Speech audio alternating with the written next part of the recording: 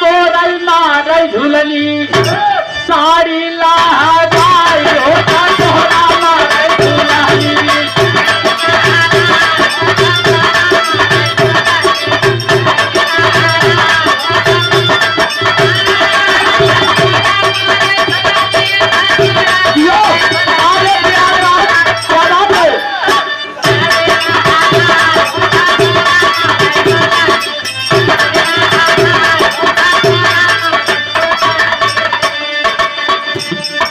पतारी कमारिया के जबल चढ़ावे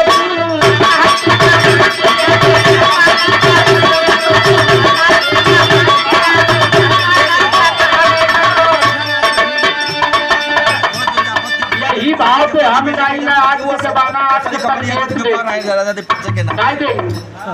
आज के जमाना आज के परिवेश में कितना सिस्टम बदल गई कितना फैशन की जमाना हो गई।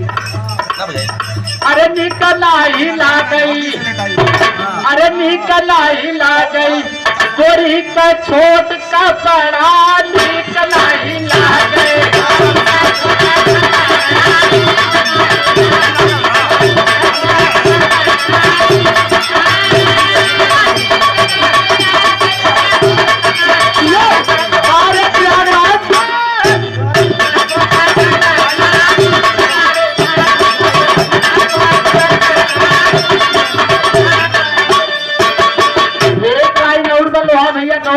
पहले के महतारी में अब के महतारी में कितना फर्क हो गया। पहले के महतारी चना के नीचे का करे दूध पिया लेकिन अब के महतारी क्या करत है 3 सवाली माई आज कहां से